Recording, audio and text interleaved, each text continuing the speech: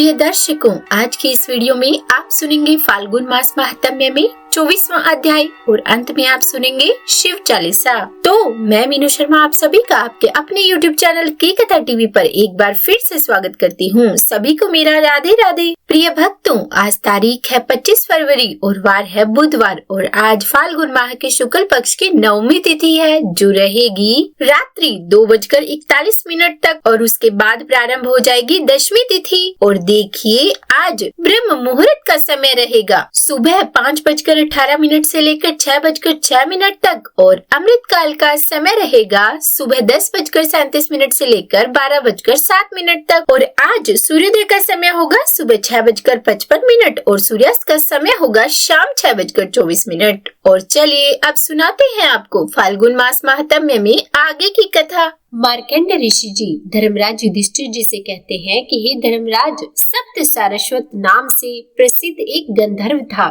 जो भगवान शिव के सुयश का गान किया करता था। वो गाने बजाने की विद्या में बहुत निपुण था, परंतु कुछ समय बाद उसे मदिरा पीने की लत पड़ गई और वो उसी में अचेत रहा करता था। काम से पीड़ित और काम से मोहित होकर उसने भगवान शंकर की पूजा अर्चना ही त्याग दी और वह भक्ष्य भोज्य के सेवन में ही आसक्त रहने लगा। इस प्रकार कुछ समय बीत जाने पर वह गंधर्व उमापति महादेव जी का दर्शन करने के लिए कैलाश पर्वत पर गया। उसे शिव भक्ति से विमुख हुआ देखकर नंदी ने उसे श्राप दे दिया कि अरे तुम अपने पाप के प्रभाव से चांडाल योनि में जन्म ले। तब गंधर्व ने कहा कि हे महाभाग, मुझे मिले हुए इस श्राप का अंत कब होगा, इसका निश्चय भी आपको कर देना चाहिए। तब नंदी जी कहने लगे कि व्यतिपात योग आने पर जब नर्मदा नदी में स्नान करके तुम महेश्वर का पूजन करोगे तभी इस श्राप का अंत होगा और तुम पुनः यहाँ आ सकोगे।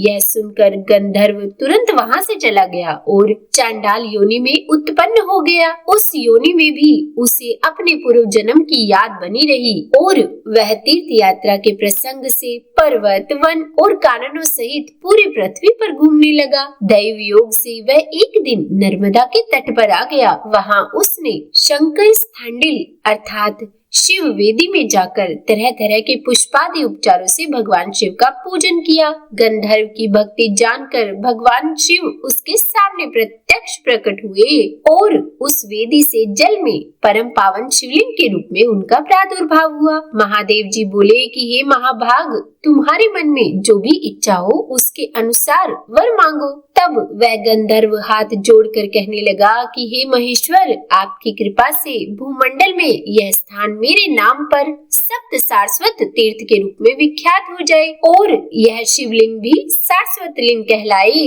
जो पापी, चांडाल और नराधम पशु पक्षियों की योनि में पड़े हुए हो वे भी इस तीर्थ के प्रभाव से पाप मुक्त होकर स्वर्गलोक में चले जाएं। तब तथास्तु कहकर भगवान महेश्वर वही अंतर्ध्यान हो गए और वह गंधर्व भी श्राप मुक्त होकर अंत में शिवलोक को प्राप्त हुआ। जो मनुष्य सप्त सारस्वत तीर्थ में स्नान करके भगवान वृषभ ध्वज की पूजा करता है वह अपनी 21 पीढ़ियों का उद्धार करके स्वर्गलोक में प्रतिष्ठित होता है। जो वहाँ स्नान करते हैं वे स्वर्ग में जाते हैं और जिनकी वहाँ मृत्यु हो जाती है वे पुनर्जन्म से मुक्त हो जाते हैं। शांडिल्या और नर्मदा का संगम सभी पापों को हरने वाला और श्रेष्ठ तीर्थ माना जाता है। वहीं पर शांडिल्य नामक शिवलिंग भी है। उस तीर्थ में स्नान करके महादेव जी की पूजा करने से मनुष्य फिर कभी इस कर्म भूमि में जन्म नहीं लेता, यानी कि मोक्ष को प्राप्त हो जाता है।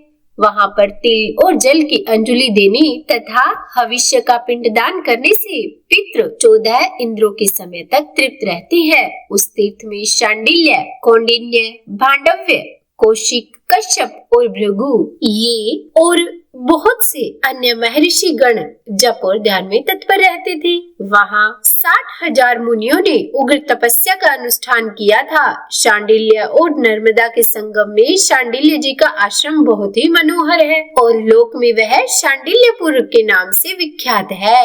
अनेक ब्रह्म ऋषि वहाँ पर निवास करते हैं। नर्मदा के दक्षिण तट पर द्वादशादित्य तीर्थ, देवदारू तीर्थ और देववन तीर्थ है। द्वादशादित्य तीर्थ सभी पापों का नाश करने वाला है। वही ज्ञान स्वरूप सिद्धलिंग में महादेव जी स्थित है। उसी तीर्थ में कनका को मोक्ष देने वाला कल्याण में कनकेश्वर लिंग भी है। वही ज्वालेश्वर लिंग भी है, जहाँ ज्वर का अभाव होता है। उसके पास ही पंच ब्रह्मेश्वर लिंग है, जो सब पापों से मुक्त करने वाला है। पंच ब्रह्मेश्वर, पुष्पेश्वर और स्थलंडेश्वर ये 3 लिंग वहाँ प्रधान है। नित्य नैमित्तिक कार्य में चंद्र ग्रहण और सूर्य ग्रहण के समय श्रद्धा पूर्वक संगम में स्नान करके तीनों लिंगों का पूजन करने से पितृ स्वर्गलोक में जाते हैं। नर्मदा जी के दक्षिण भाग में गोपी लिंग है। उसके पूजन से ब्रह्म हत्या आदि पाप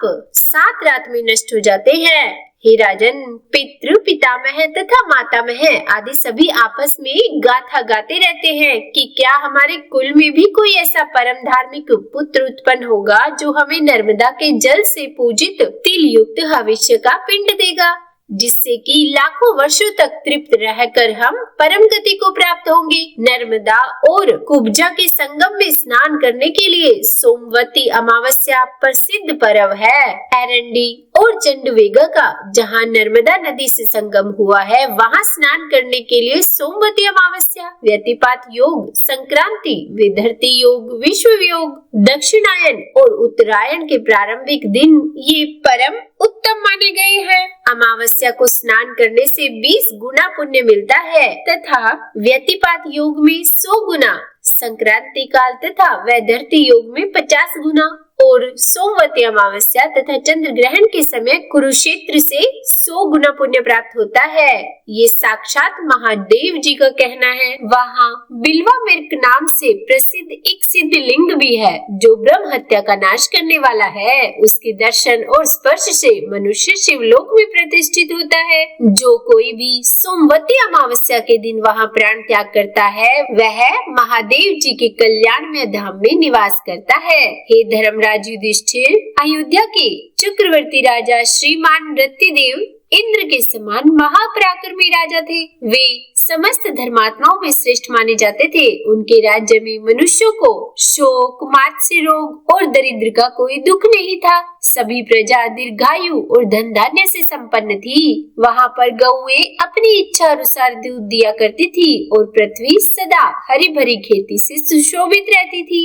इस प्रकार पृथ्वी का पालन करते हुए देख राजा रंतिदेव ने अपने पुरोहित मुनिवर वशिष्ठ जी से पूछा कि हे महामुनि, किस तीर्थ में निर्विघ्नता पूर्वक यज्ञ की सिद्धि होती है, यह बताइए। तब मुनिवर कहने लगे कि हे राजन, पुराणों में सब तीर्थों से बढ़कर उत्तम तीर्थ उसी को बताया गया है जहाँ नर्मदा नदी बहती है। तब राजा ने सेवक, मंत्री और पुरोहित को आज्ञा देते हुए कहा कि यज्ञ का सामान जल्दी ही तैयार किया जाए। इसके बाद दूतों को अलग अलग देशों में जल्दी ही जाने की आज्ञा देते हुए कहा कि समस्त राष्ट्र में ये घोषणा करा दी जाए कि सब राजा मेरे यज्ञ में जरूर पधारे। रंतिदेव की आज्ञा से सभी सामंत राजा उसमें सम्मिलित होने के लिए आए। महाराज रंतिदेव भी अपनी रानी और यज्ञ सामग्रियों के साथ दिव्य रथ पर विराजमान होकर नर्मदा के तट पर गए। वहाँ यज्ञ मंडप, यज्ञ कुंड और यज्ञ के यूप सभी स्वर्णमयी सोने के बनाए गए थे। तरह तरह के भक्ष्य भोज्य पदार्थ और पकवान तैयार किए गए थे। महाराज ने अपनी धर्म पत्नी के साथ यज्ञ की दीक्षा ली और इसके बाद नर्मदा के सुंदर तट पर उनका यज्ञ प्रारंभ हुआ। उसमें धूम रहित अग्निदेव प्रत्यक्ष प्रकट होकर प्रज्वलित हो रहे थे। श्री ब्रह्मा और इंद्र आदि देवता, लोकपाल, मरुतगण, विश्वदेव, साध्य, वसु, चंद्रमा, सूर्य, नदियां, समुद्र, पर्वत, सब तीर्थ, मातृगण, सिद्ध, गंधर्व, यक्ष, नाग, राक्षस, उमा सहित शिव तथा देवेश्वर विष्णु, इन सब के लिए राजा ने अलग अलग यज्ञ भाव प्रदान किए। मार्कंडेय जी कहते हैं कि हे राजन, शालिग्राम क्षेत्र में हरिकेश नाम से विख्यात एक श्रेष्ठ ब्राह्मण हुआ करते थे और वे शील तथा उच्च वृत्ति से, यानी कि जब खेत की फसल पक जाती है और उस खेत से सभी पका हुआ अनाज उठा लिया जाता है, तब वहाँ पर बिखरे हुए एक एक दाने को चुनना उच्च कहलाता है और खेत कट जाने पर वहाँ पर गिरी हुई धान या गेहूं की जो बालियां हैं, गेहूं की जो मंजरी है, उन्हें शिल कहते हैं। इस प्रकार से जो कुछ भी अनाज के दाने, बालियां आदि मिलती, उसी से वे अपना भोजन ग्रहण किया करते थे। वे बड़े ही धर्मात्मा और सत्यपरायण थे और उनके धर्म पत्नी ब्राह्मणी भी उत्तम व्रत का पालन करने वाली, यशस्विनी, पतिव्रता, परम सौभाग्यवती और पति की सेवा में सदा लीन रहने वाली थी। वह स्त्री समय पर रजस्वला हुई और ब्राह्मण ने ऋतु काल में उनके साथ संसद किया। ब्राह्मणी के गर्भ से 100 पुत्र उत्पन्न हुए। वे सभी कपिलापुर में रहा करते थे। ब्राह्मण देवता शिलोच्छवृत्ति के प्रयोग से एक पृष्ठ अन्न हर दिन उपार्जन किया करते थे। इससे उनके बच्चे भूख से दुर्बल होकर बड़े करुण स्वर में रोया करते थे। चूँकि इस प्रकार का जो अनाज होता है वह बहुत कम मात्रा में मिल पाता है और जो कि पूरे परिवार के लिए पर्याप्त नहीं रहता था। बच्चों को भूखा देखकर माँ शोक और पीड़ा से व्याकुल रहती थी। एक दिन वह अत्यंत दुख से व्याकुल होकर अपने पति से कहने लगी कि हे आर्यपुत्र, बूढ़े माता पिता, साध्वी पत्नी और छोटी अवस्था वाले बालक, इन सब का प्रयत्न पूर्वक भरण पोषण करना चाहिए। यही सनातन धर्म है। वैसे तो सभी पोष्य वर्ग का भरण पोषण आवश्यक है, परंतु पुत्रों के पालन पोषण पर तो विशेष ध्यान देना चाहिए। युधिष्ठिर ब्राह्मणी का यह वचन सुनकर हरिकेश जी शोक से विहल हो गए और इस प्रकार बोले कि हे देवी, मैं गांव-गांव से भीख मांगकर सबके लिए अलग अलग बांट कर उत्तम अन्न देता ही हूँ। दूसरी कोई वृत्ति नहीं करता, कोई और व्यवसाय तो करता नहीं, फिर मैं इससे ज्यादा अन्न कहाँ से ला सकता हूँ। तब ब्राह्मणी बोली कि अगर बालक और वृद्ध भूख से पीड़ित हो तो बाल हत्या के समान पाप लगता है। इसीलिए दान ग्रहण करके भी अपने बालकों का पालन पोषण जरूर करना चाहिए। कहते हैं कुरुक्षेत्र में अयोध्या नरेश महाराज अम्बरीश का कोई महान यज्ञ हो रहा है। वहाँ दान लेने के लिए बहुत से शालिग्राम निवासी ब्राह्मण गए थे और वहाँ से सभी गौवें, सोना और धन पाकर लौटे हैं। इसीलिए स्वामी, जहाँ सब शालिग्राम निवासी ब्राह्मण गए थे वहाँ आप भी जाइए। और तब पुत्रों के भरण पोषण की इच्छा से हरिकेश जी भी ब्राह्मणी और बालकों को साथ लेकर राजा अम्बरीश के महायज्ञ में गए। जहाँ ऋत्विक लोग बैठे हुए थे वहाँ उन्होंने यज्ञ मंडप में प्रवेश किया। महाराज अम्बरीश ने उन श्रेष्ठ ब्राह्मण को देखकर अपना मस्तक झुकाया और अर्धपाद्य के द्वारा उन सब का पूजन किया। इसके बाद उन्होंने पूछा कि हे विप्रवर, आप यह तो बताइए कि आप अपनी पत्नी और पुत्रों के साथ यहाँ किस लिए पधारे हैं। आपने आतिथ्य के समय यहाँ पदार्पण किया है, इसलिए जो उचित और आवश्यक वस्तुओं से मांग लीजिए। ब्राह्मण ने कहा कि हे राजन, आप मेरे लिए एक एक पुत्र को 100 वर्षों की जीविका के लिए पर्याप्त धन दीजिए। साथ ही यज्ञ और होम के लिए उत्तम धेनु और सोने के भार से विभूषित 10,000 गौएं भी प्रदान कीजिए। इसके अलावा 1 करोड़ स्वर्ण मुद्राएं और उत्तम उत्तम वस्त्र आभूषण अर्पित कीजिए। ब्राह्मण की यह बात सुनकर राजा अम्बरीश ने बड़ी श्रद्धा के साथ वह सब कुछ समर्पित कर दिया और अपनी सवारियों से उन्हें शालिग्राम स्थान तक वापस भी पहुंचा दिया। इस प्रकार उस महान यज्ञ को परिपूर्ण करके वह राज ऋषि दीर्घ काल तक देवताओं की तरह आनंद भोगते रहे और इधर हरिकेश ब्राह्मण अपनी पत्नी और पुत्रों के साथ अनेक प्रकार के भोग कर अंत में मृत्यु को प्राप्त हुए। मरने के बाद उन्हें निर्जन मरु प्रदेश में ब्रह्म राक्षस होना पड़ा, क्योंकि राजा का प्रतिग्रह दोषयुक्त होता है। उसे लेने से फिर मनुष्य जन्म दुर्लभ हो जाता है। जो धन के लालच से मोहित और विषय लोलुप होकर राजा का दान ग्रहण करता है, उसका रौरव नरक में गिरना अवश्यंभावी है। वह ब्रह्म राक्षस अपनी पत्नी और पुत्रों के साथ कुरुक्षेत्र को गया और 12 वर्षों तक भूखा रहकर इसी चिंता में पड़ा रहा कि अब मैं क्या करूं? मेरा ये शरीर किसी प्रकार छूट ही नहीं पा रहा। अब मैं अपने पाप की शुद्धि के लिए अग्नि में ही प्रवेश करूंगा।